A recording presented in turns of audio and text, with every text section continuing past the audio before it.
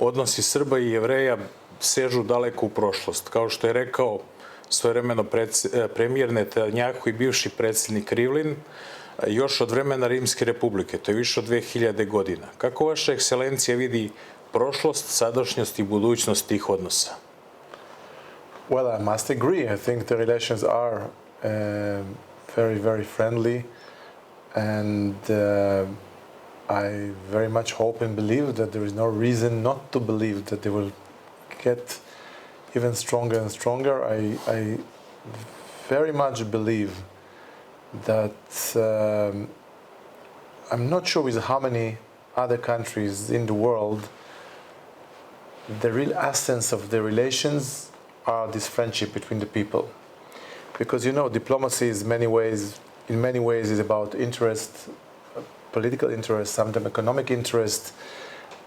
With Serbia, I think one of the tasks that I see for myself is how to really translate this amazing friendship into more concrete interest between the countries.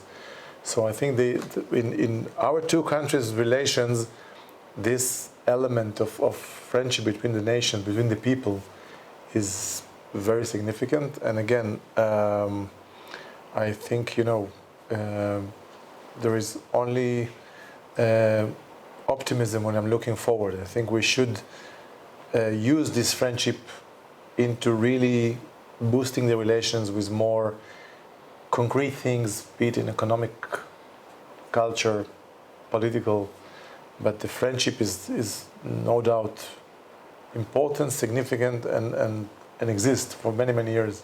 Izrael je poznat kao država koja ima mnogo start-upova i gde se svakodnevno dešavaju nova revolucionarna otkrića i pronalasci, mnogo pametnih i obrazovanih ljudi živi u Izraelu.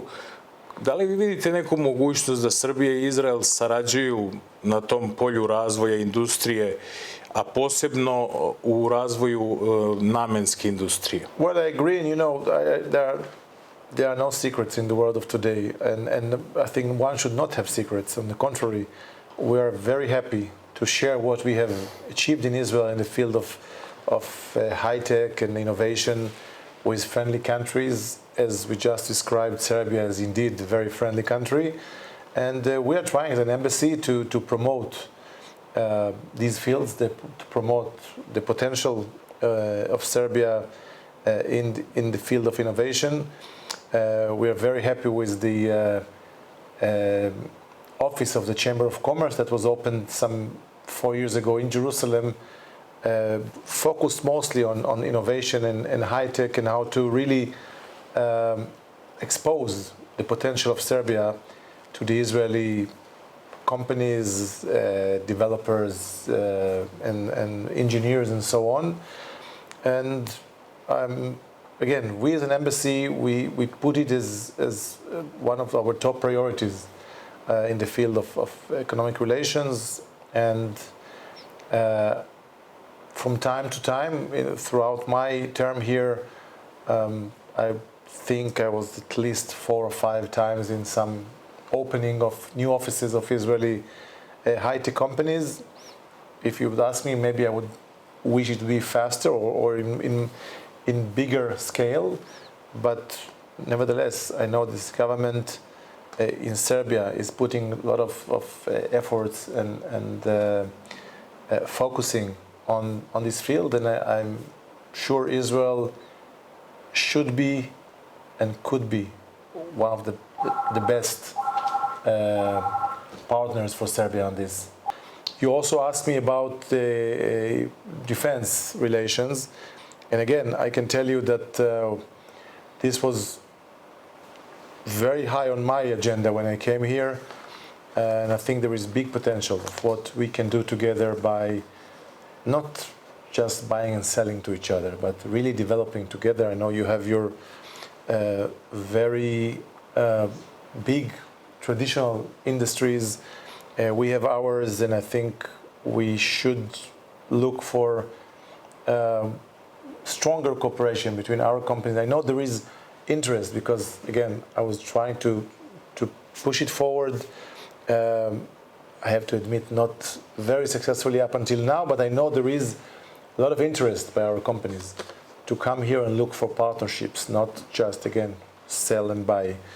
And once again, I think this will really put this friendship in a different level.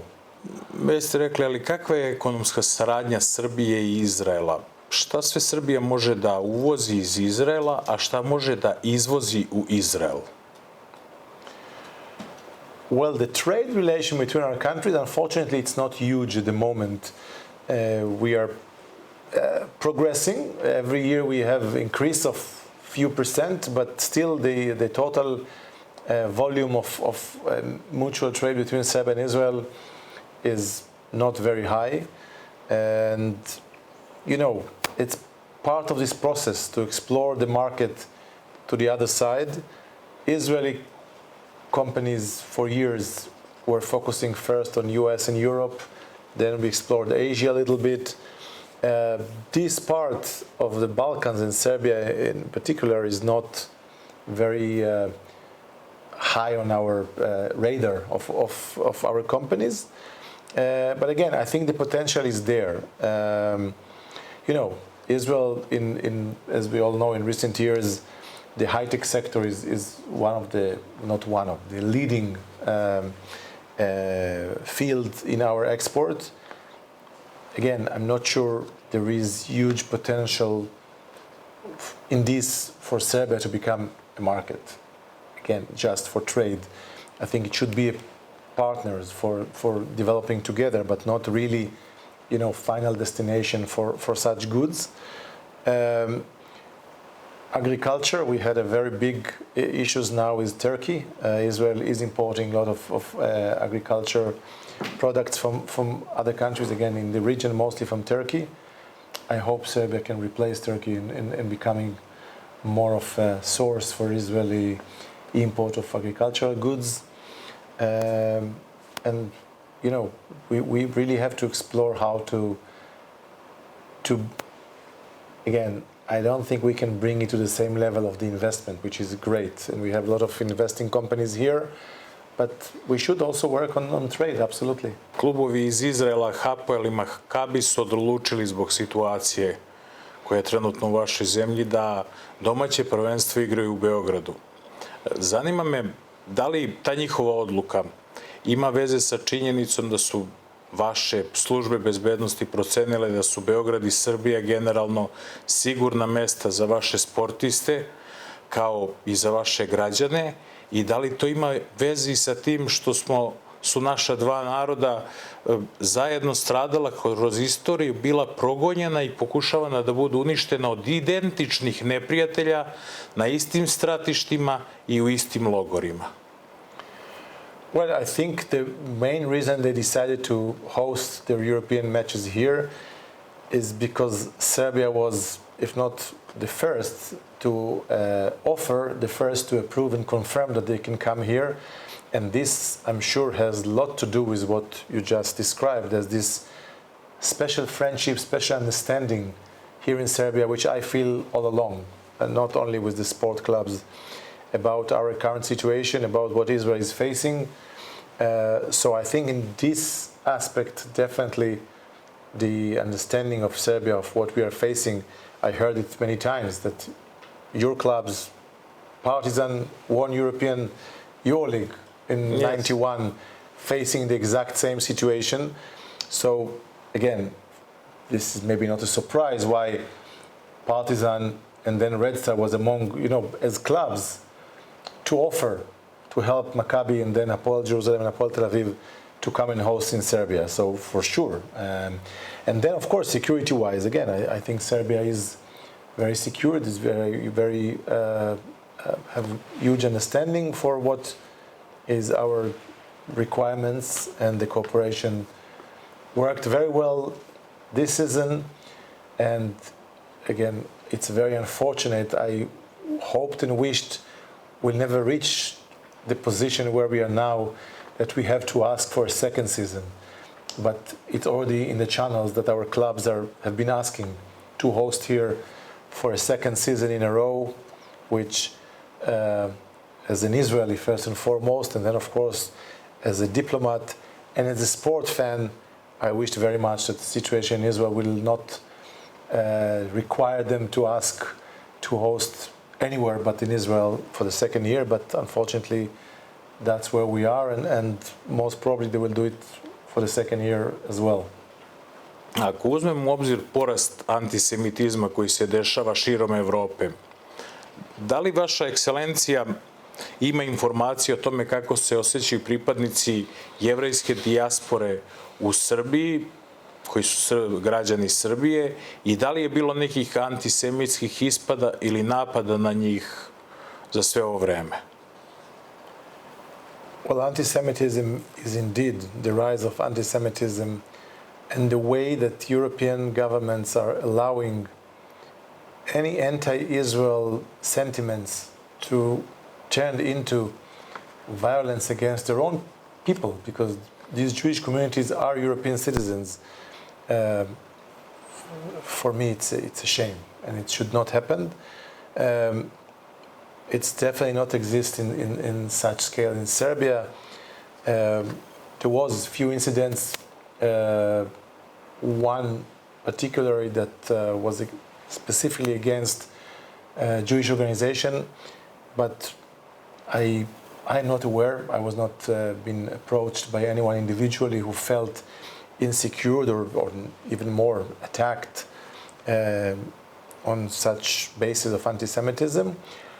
But you know, if there is one thing that we all learned throughout history about anti-Semitism, that from some odd reasons this pandemic never expired, and people still think that it's okay to do it when it comes against Jews.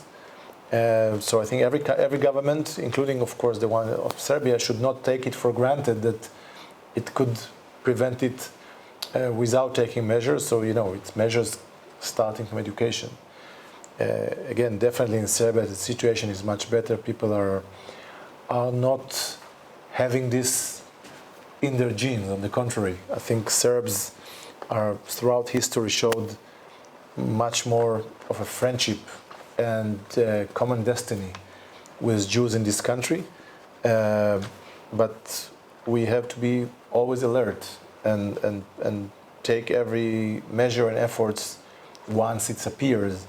And part, I think, of the problems that appeared in Europe is that authorities do not understand that this very, very narrow line between so-called freedom of speech and hate speech and then violence is very, very narrow and slim, and this can turn almost instantly from what they want to believe is part of freedom of speech and attacking against Jews. So I think we all have to take it very, very seriously and carefully.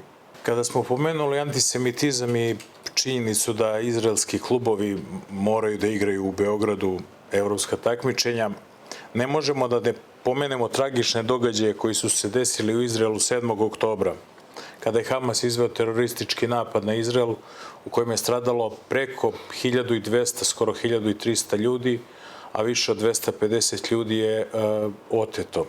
Među njima se nalazi i jedan mladi srpski državljanin, Alon Ohel, muzičar, koji je otet dok je bio na festivalu mira, na toj žurci koja se organizovala u samu granicu sa Gazom. Njegova porodica je dolazila u Beograd, ovde pokretala razne aktivnosti da ga oslobodi. Jedna od njih je bila Alonov žuti klavir. Nas sve u Srbiji zanima šta se dešava sa tim taocima, pa i sa njim. Da li izraelska vlada zna nešto? Možemo li da očekujemo da će uskoro da budu oslobođeni? Well, you know, there were numerous violations of international law on the attack on October 7th by Hamas and their collaborators of Islamic Jihad and just ordinary people in Gaza.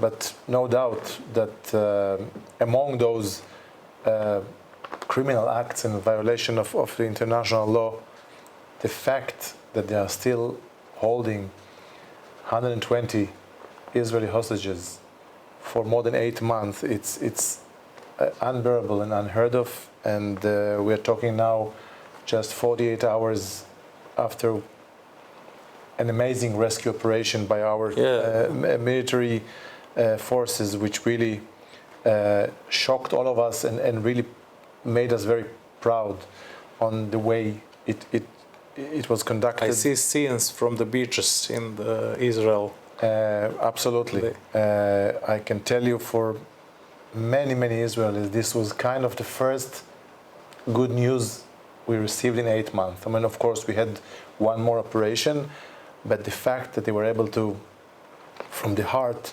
of Gaza, pull out 4 living, alive refugees,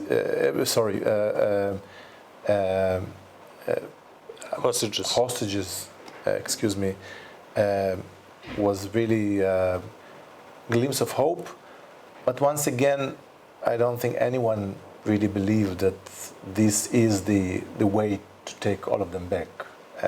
You know how many operations we need, and let's not forget that the majority of these people are not even in those parts on the ground of Gaza, but underground, which makes it even more difficult. So regarding Alon, as far as I know, and I was in touch with his family, they have no real new news about him in recent months, but this makes them and us believe that he's alive. And I very much hope that him, like all the others, will be back as soon as possible in Israel. And this will have to be done via negotiation, via some deal with Hamas. Once again, Israel accepted the recent proposal by the Americans, the Qataris, the Egyptians. We are waiting, as always, for the answers of these animals on the other side who have nothing to do with humanity whatsoever. They don't care neither about our people there, but even more so about their own people there. Because if they would have, they would cut some deal with Israel a long time ago, and they don't care. As long as they feel that the pressure of the world is only on Israel to stop and not on them to release the hostages as a precondition to any ceasefire, they don't care. So I very much hope that we'll find the right ways to put pressure on Hamas to accept this last deal that was offered to release first 33 or 34 humanitarian, the women who are there, the babies, the elderly people, and then in second phase all the others. This is crucial, and this is for Israel, I think, the most important precondition that the war would not and cannot stop before that. Kada pričamo o 7. oktobru, da li možete da mi kažete šta se desilo tog dana? Kako se desilo? General koji je trebalo da štiti taj pojas podneo ostavku. Da li je to nekako povezano? Well, on the simple way to answer, definitely there was a failure that one could not even start trying to understand how it happened on the military level. And the military, practically everyone already said, claim responsibility. The one that have just said he will resign was the commander of entire Gaza in the southern front for Israel. Before him, the head of the intelligence said that he will step down. The very practical aspects of how it happened will be investigated. I'm sure by the military first and foremost, but for sure also above the military by some investigation committee that will have to check everything. But if you want to try to understand, I think, in a deeper way, what happened, I think it goes down to the fact that we want to live in peace.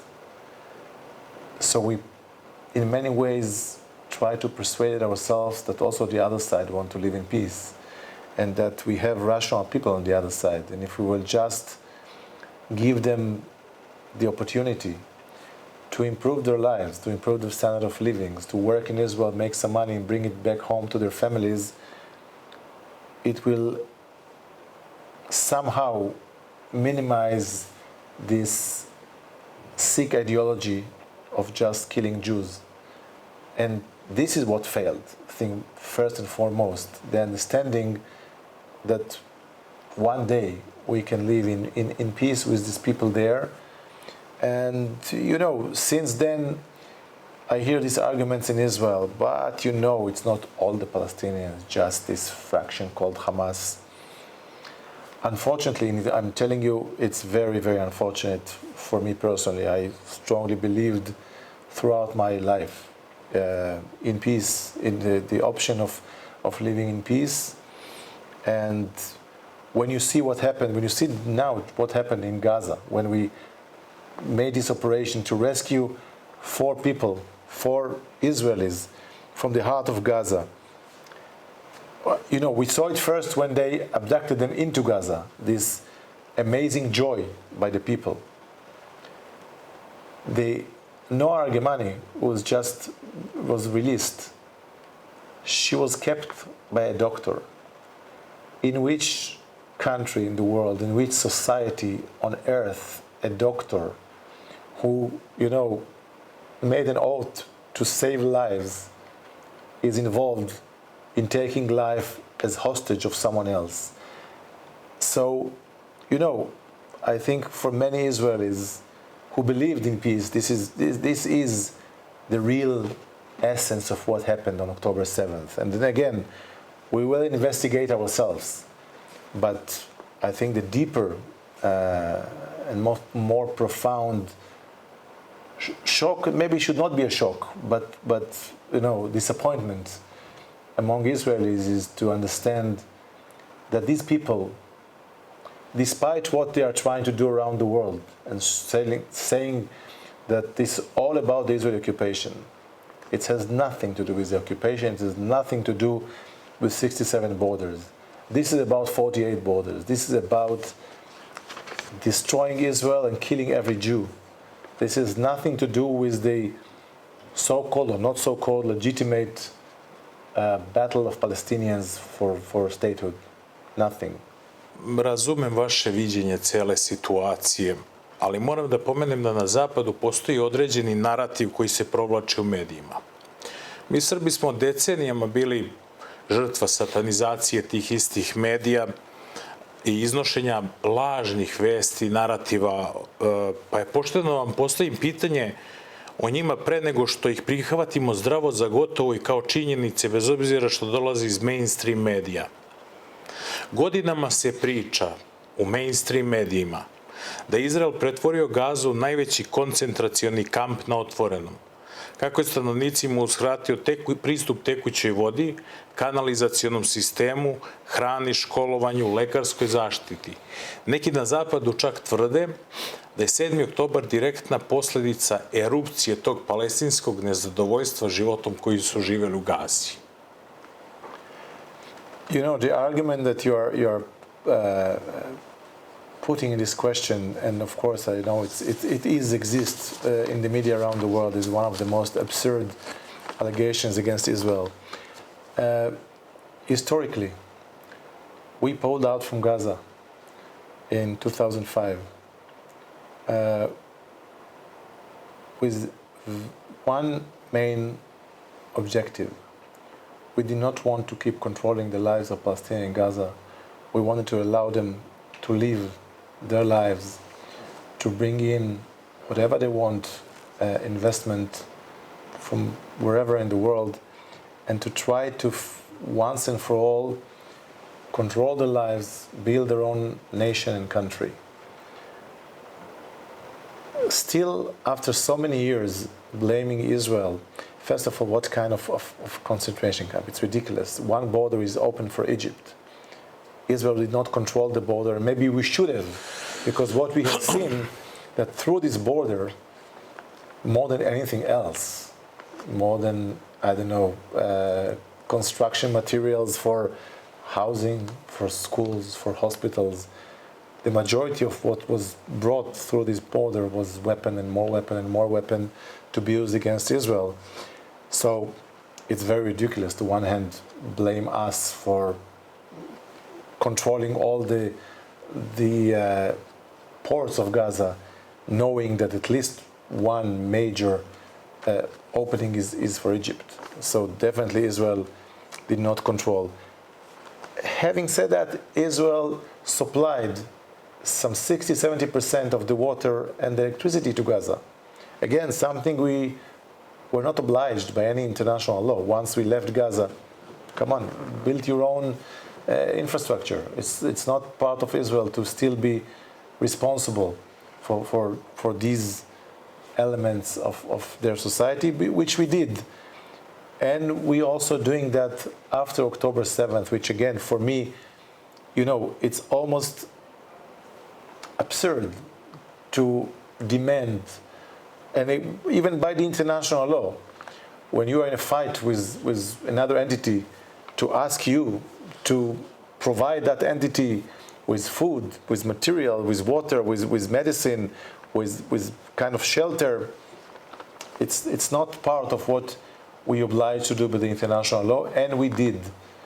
And there is no humanitarian crisis in Gaza.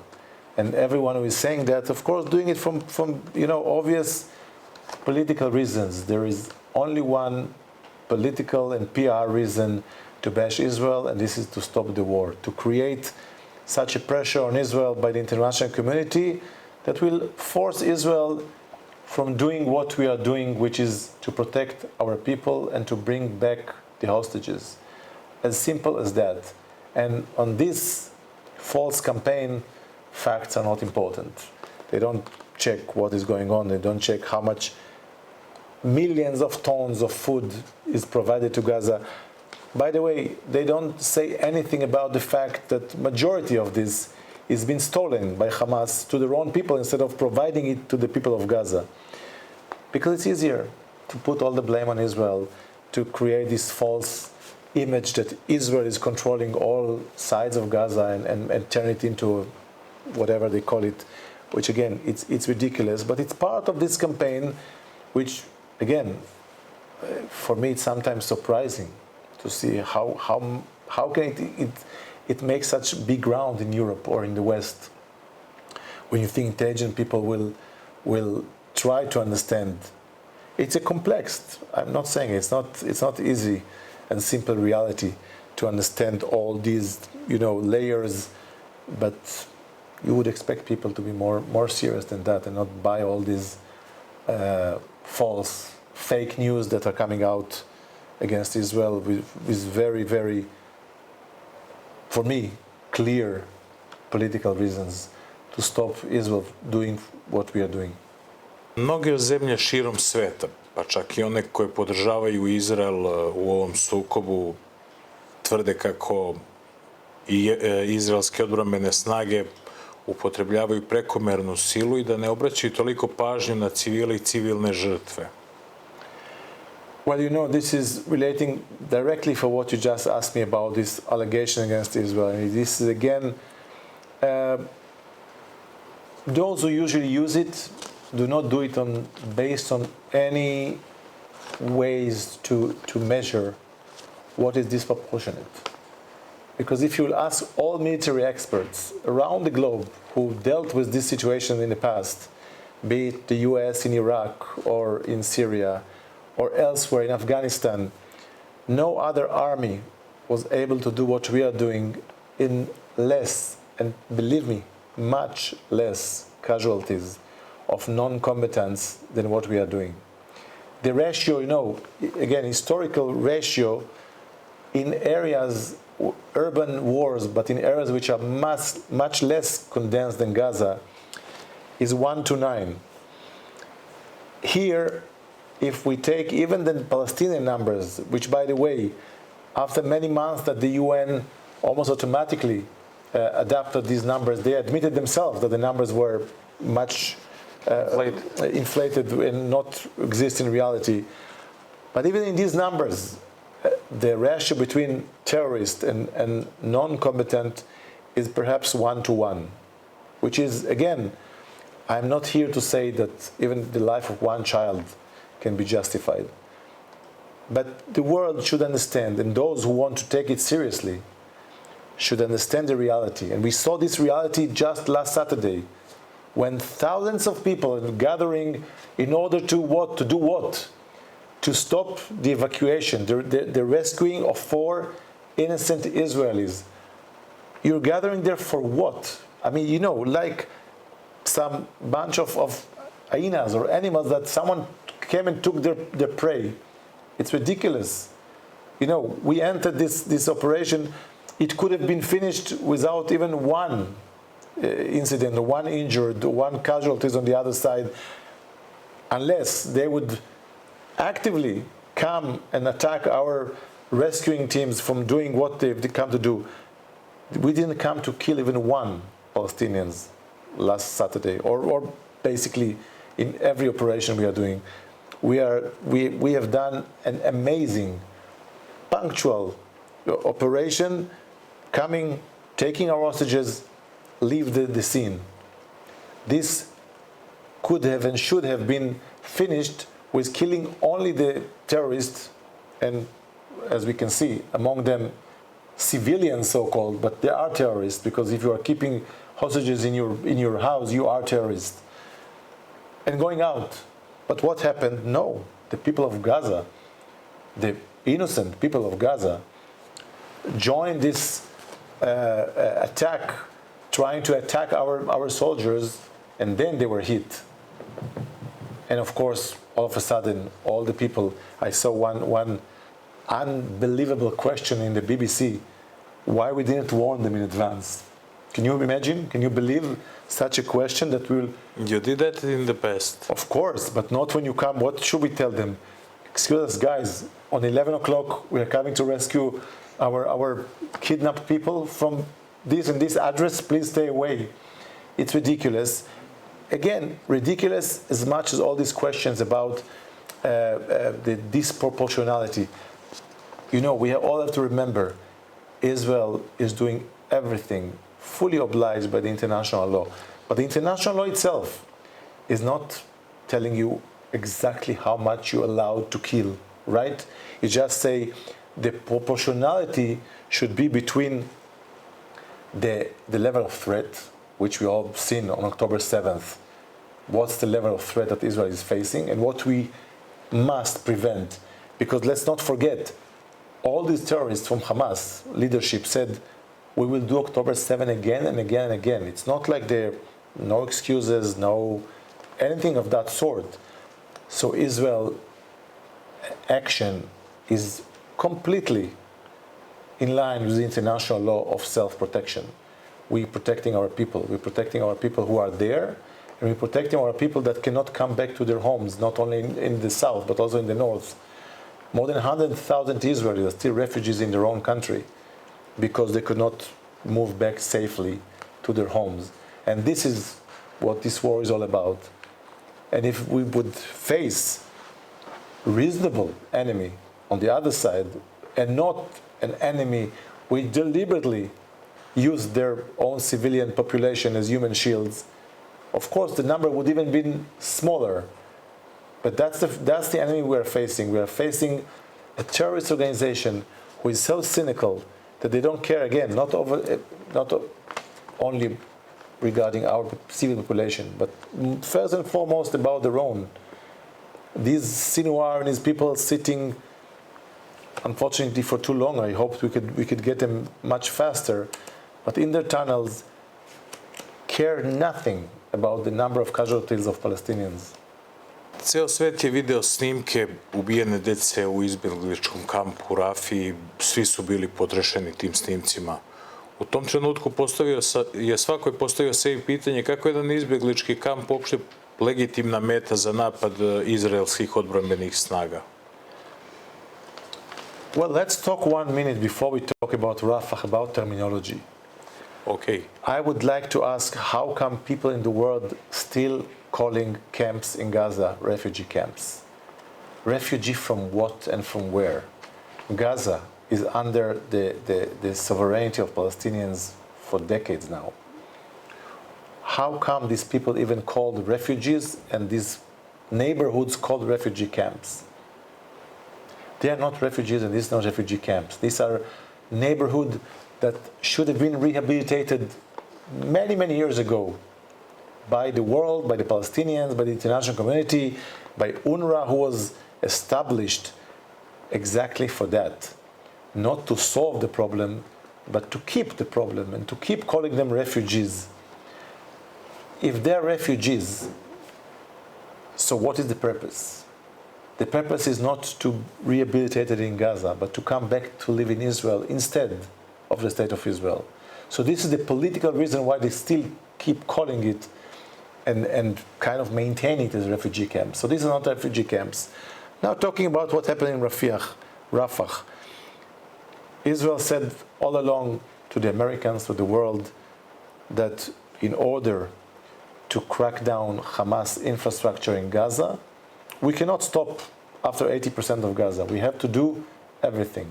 And that's what we are doing. And once again, those who are now focusing on Rafah, before focused on Gaza City and Khan Yunis, I have only one political reason, motivation, and this to stop Israel from doing what we are doing. Not to, the lives of Palestinians in Rafah are more important than the lives in Khan Yunis or elsewhere in Gaza. Neither by us. We are doing it in exactly same punctuality and same cautiousness and care about lives of Palestinians. We've been warning the people to evacuate from Rafah, which they did. And because they did, the numbers of Rafah are by any means not higher than the average of elsewhere in Gaza. So again, if you ask me about certain specific children that were killed, once again, every loss of life of a child is a tragedy. Everywhere in the world, including Gaza, I would not tell you anything different than that. But I can assure you that we are trying throughout this last 8 months of war to minimize those kids and those non-combatant who are being killed by us. And once again, I think everyone who is checking it now and will checking it retrospectively, historically, will see that the numbers that were achieved by Israel are the best and no other army in the world. I'm 100% sure when I'm saying that. No other army in the world would have done better job on this respect than our army. Neki od događaja tokom ovog sukoba izazvali su veoma oštre i ozbiljne reakcije u međunarodnoj javnosti. Jedan od takvih događaja je bio navodno izraelsko bombardovanje konzulata iranskog u Damasku u Siriji. Mnogi su tu ukazali i tvrde da je to ozbiljno kršenje međunarodnog prava. Well, the international law, on the contrary, is saying very clearly that when one turns a civilian outpost or infrastructure into a military one, it becomes a legitimate target for military operation. That's what Hamas have done throughout Gaza. Throughout, not a single building was not used as a launcher pad for rockets against Israel or headquarters. Not a single house was not used to some kind of tunnels into their main tunnels underground in Gaza. And I am not aware of this exact place which this Iranian, who was, I think, by any definitions, could not be called a diplomat. The guy was a military chief, top chief of Iran's military operations in Syria and in Lebanon, which all have one goal: to attack Israel. Everything the Iranians are doing in Lebanon and Syria, all this industry of smuggling weapons into Lebanon is not just to keep there. It's to be used against Israel. And therefore, I think this individual was a legitimate target. The place where this happened, as far as I know, was not part of the consulate and was headquarters of what he was doing, which is also military operation. Therefore, I believe it was a legitimate target. And lastly, Israel never claimed responsibility for this operation. So I'm not sure who did it, but I think those who did it did the right thing. Odnosi između Izraela i Irana su izuzetno neprijateljski. Da li je bilo nekada nekih pokušaja da se oni poprave? Well, they are unilaterally hostile. Israel never declared Iran as an enemy. We had very good relation with Iran till Khomeini took over, and there was no reason for us to see Iran as an enemy unless Iran put themselves in the head of the global attempts to destroy Israel. This is a country, as far as I know, the only country in the world which its leaders are publicly calling for the destruction of another country in the world, and somehow for the world, you know, it's kind of still legitimate player in the international arena. I would expect countries to say to such a country that this should not be allowed, and everything they do. It's not only, of course, their statements.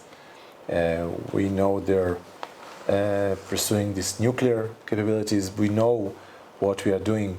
We see what they are doing with the Houthis, with Hezbollah, with the Shiite militias in Iraq.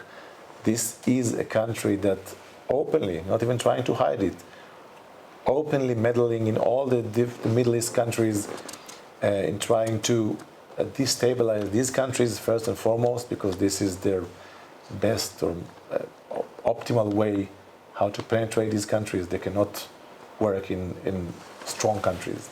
So of course they need first and foremost to make these countries less stable. That's what they are doing in Lebanon.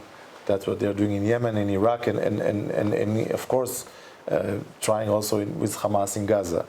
So if there were attempts, we would be the first to be happy to put Iran not on the enemy's list, but this is very much up to them. They are the ones who should decide to change this mad policy of doing everything they can do to destroy my country. Okay. I think very important to understand the Iranian people are definitely not our enemy. And I think if you ask the majority of Iranians, if they could speak freely and openly, they will tell you that they have nothing against Israel or Israelis. Look, our countries are thousands of kilometers away. Why there should be any animosity between Iran and Israel? Again, until 1979, Iran was a strong ally and partner of Israel in agriculture, in defense, in many fields. There is no reason in the world it should not be this way. The only reason is that the Islamic regime in Iran decided that, from their own reasons, we can talk maybe why, but it's not up to me to explain why, but to put Israel as this, not the big Satan, this is the US, but the small Satan, and then to create us as a common enemy I think for the domestic reasons, nothing more than that.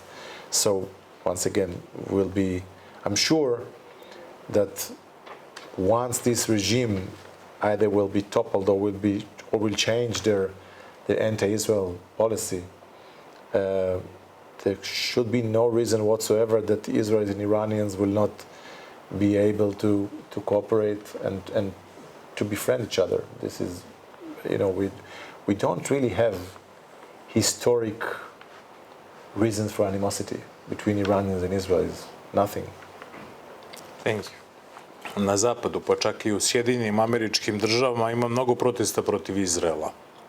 Ono što je interesantno je da ih mahom predvode i u njemu učestvuju osobe koje su na liberalnom političkom spektru. Oni optužuju Izrael da je policijska država, da krši prava građana i da je država apartheida. Zbog čega oni to rade?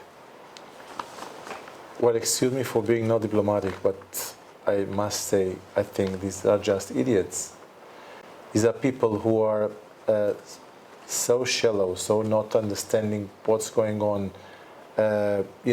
jumping into these fake conclusions without even knowing, we've seen all over people who are chanting from the river to the sea, not having a clue which river, which sea. And again, it's very, very sad and unfortunate trend around the world. And again, I'm not sure if the recent results of yesterday in the European Parliament, which bring more and more power to right-wing parties, can be directly connected to these so-called liberals and the way they see international affairs. But for them, it's the very simple black and white. We are the bad guys because we are the stronger and they are the underdogs.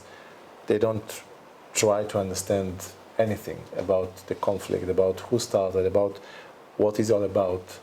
And of course, not about, as I told you before,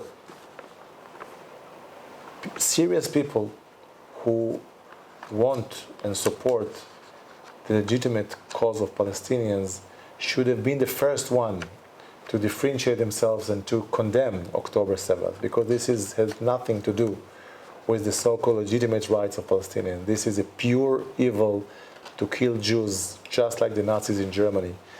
The Nazis had no political goals with Israel, right, or with the Jewish people.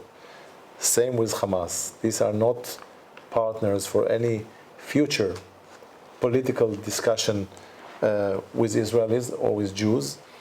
And the fact that those liberals around the world do not understand it, first, I don't think they care, or they try to even make themselves educated about the situation in Israel or elsewhere. It's very simple, black and white ideologies, domestically in their own communities and also internationally. I do want to believe that at least when they do the decisions, make decisions on a local level, they understand what they are talking about, unlike what they are doing throughout Israel. Glavni tužilac Međunarodnog krivičnog suda izdao je nalog za hapšenje premijera Izraela Benjamina Netanjahua, ministra odbrane Joaba Golana i kao i političkih lidera Hamasa Hanije i vojnog lidera te iste organizacije Deifa. Optužbe su da su imali krivičnu odgovornost za ratne zločine i zločine protiv čovečnosti. Neke muslimanske zemlje već govore o tome da treba protiv Izraela podići optužbu za genocid. Koji je vaš komentar i koji je zvanični stav države Izrael o tom pitanju? Look, and I think Serbia is one of these countries. I think we discussed it a little bit earlier that it's much easier for people to understand that these courts for a long time are not just courts for justice, but much more of a politically biased institutions. If we talk about the ICJ, not the ICC, the ICJ, who blamed Israel for genocide, and up until this day have not been able to show one case of genocide acts by Israel. And all the evidence they had against Israel is that some politicians, some of them not even important, all of them not relevant for the conducting of the war, said that we should destroy Gaza, or some kind of unbelievable accusation when they come as evidence. We're not on the first day of the war. 8 months, and they were not able to find one case to justify those allegations of genocide. So it's ridiculous. It's politically biased, and it's led by countries like South Africa, who again have one political motivation, and this is to stop Israel from protecting its civilians. That's it. That the whole thing. They tried in the UN and failed, and then they tried in the International Court of Justice. Same applies for the other court, the ICC, who's, this ridiculous way of putting our leaders and the heads of this terrorist organization as kind of equally responsible for what's going on. It's absurd. From legal aspects, Israel is not part of this court, so they are not eligible to call us to appear in the court. And as we believe, neither Gaza cannot be considered as part of this court. So, as far as we're concerned, there is not even legal justification for such warrants to be issued, and we hope this will not be, fulfilled furthermore, because again, it's nothing more than just ridiculous. And I want to tell you something more. For years, the Palestinians, instead of trying to focus on sitting with us around the table, negotiate the future of their people and our people, are abusing the international bodies, first and foremost the UN, with all its bodies in Geneva, in New York, you name it. Did it make any difference? 1 inch on the ground? Nothing. It's just abusing of these systems to bash Israel, not doing any good for the people on the ground, on the contrary. So I think it's very unfortunate. It's of course bad for my country's PR, but when you have to put on the scale PR and lives of our people, I think it's obvious what we choose. Kada smo već kod teme genocida, moram svakako da vam postavim pitanje o nedavnoj rezoluciji o genocidu u Srebrenici i koji je vaš zvanični stav države Izrael o tome? Svakako, vi ste jedna od 109 država koje nisu glasale za tu rezoluciju. Well, we did not vote for this resolution because, as we said before, we never considered what happened, the very severe war crime that happened in Srebrenica as a genocide, as simple as that. I think those who tried to portray or to call it a genocide, and I'm basing my assumptions or statements on very, very prestigious Israeli historians who dealt with the Holocaust and with other genocides around the world, and they said very, very clearly that this is not what happened in Srebrenica. It does not constitute into the term of genocide. So people around the world said, okay, but the court said it was. So I just said before what we think about these courts from time to time, and that's why Israel did not recognize back then and did not support this resolution right now. I would even say, as I said before, it's even beyond the friendship with Serbia. It was not meant to show friendship for Serbia. It's meant, I think, to show friendship for truth, for historical truth. And, once again, we are not underestimating what happened in the wars in Yugoslavia and in Srebrenica specifically. It was a war crime, and nobody is trying to say otherwise. But unfortunately, war crimes happen. It happened in many cases in the wars of Yugoslavia by practically everyone. It happened practically in every war, and it should be investigated and dealt very seriously as war crimes. But I cannot see any reason to make it more than what it happened. These people who were killed in Srebrenica deserve all the respect in the world as victims.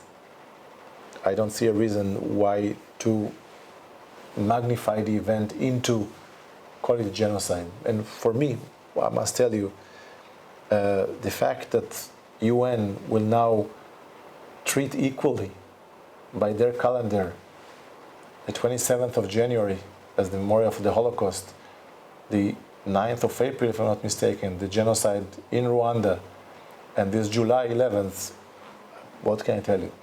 I think it's ridiculous. Sorry to say that, but I cannot see how people, serious people, put all these in the same level. Za kraj jedno pitanje koje sve muči. Da li je moguć mir na Bliskom istoku i koji su preduslovi za taj mir? Šta je sa mirovnim inicijativama koje je predlagao predsjednik Joseph Biden? Neke su bile neprihvatljive za Izrael, a neke za Hamas. Njegova najnovija inicijativa koju su potpisali i podržali mnogi predsjednici država čiji državljani se nalaze kao zatočenici kod Hamasa, među kojima i predsjednik Srbije Aleksandar Vučić, po pisanjima medija i iz dobro obaveštenih izvora ima veliku šansu da bude prihvaćena. Po čemu je, ako je to istina, po čemu se ta inicijativa razlikuje od svih dosadašnjih? You know, this week or last week they celebrated 8 years for the Normandy invasion into Europe by the Allies. And I think putting your question right now is like if you would ask one of the American generals back then in June 44, what do you think about peace with Nazi Germany? And I think back then it was premature. And also now, when we are in the midst of this war, which I must tell you, everyone, and on this there are no political disputes in Israel, everyone in Israel believes that this is the most justified war we had faced since maybe 1948. This is the new war of independence. This is the war of our right to live securely, peacefully, safely, not in other countries, not in Gaza, in our own territories. And that's why Israelis are supporting this war 100%, the goals of the war. And so we highly, highly appreciate what Biden have done for us so far. And again, I think at one point, yes, we will reach the 1948 and 45 at the end of the war, and the need to talk about what's next. But again, I have to tell you very honestly and openly, I think the fraction among Israelis who strongly believed in peace was shattered the first time after the Oslo Agreement, that was answered by a huge wave of terrorist attacks in the mid-90s. And then again in 2000, in the midst of these terrorist attacks, Ehud Barak went to Camp David to talk once again, to negotiate peace with Arafat. Arafat did not reply, but his reply came in terrorists against Israelis again. All over, shooting on Jerusalem.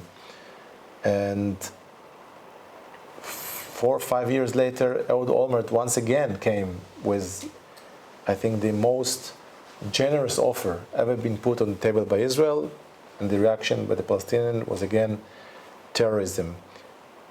So I think this peace camp in Israel was dramatically shattered, diminished almost by these events. And now came October 7th. And again, you know, if I try to simplify for you what Israel is, if I can say the ideological gap between right and left in Israel, was mostly about this question of what is the genuine goal of the Palestinians. Whether it's the one of Hamas, which openly calls for destruction of the state of Israel, meaning going back to 1947 or even maybe the early 20th century when no Jews will be allowed to stay, or those who are, again, the Palestinian Authority, who is allegedly calls for the two-state solution and only 67 border and so on. the left in Israel, up until now, wish to believe that these are the majority of the Palestinians, that they want to live with us side by side, two states. The border will be this, here or there, but this is the goal. Now I think after October 7th, the majority of Israelis, and by the way, not only because of Hamas attack against Israel, but because of 85% of Palestinians in the West Bank support this attack against Israel. So people asking themselves, who are these neighbors? Who are the really Palestinians? Are they do support genuinely two-state solution, or they do support one-state solution, which is Palestinian? So again, we will reach this point again, that we will have to sit and talk peace. I'm sure about that, because neither we nor them are going to go anywhere. And on the day after, we will find ourselves in the very same situation. Some almost 2 million Palestinians in Gaza, maybe 1.8 or 2 million Palestinians in Judea and Samaria, and we are in the middle. Let's say 9 million Jews or 8 million Jews. And we will have to find ways to negotiate again. But for the time being, I cannot be optimistic saying how this peace will look like, how fast it can be reestablished.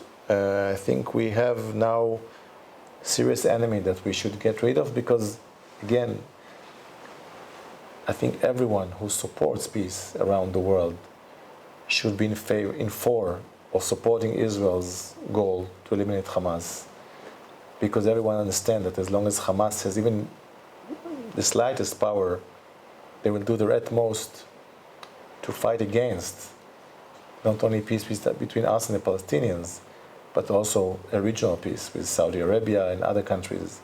Because once this will be established, so who will support their crazy, sick ideas to destruct Israel? Hvala vam, vaša ekscelencijo, na ovom razgovoru. Bila mi je čast i zadovoljstvo da razgovaram sa vama.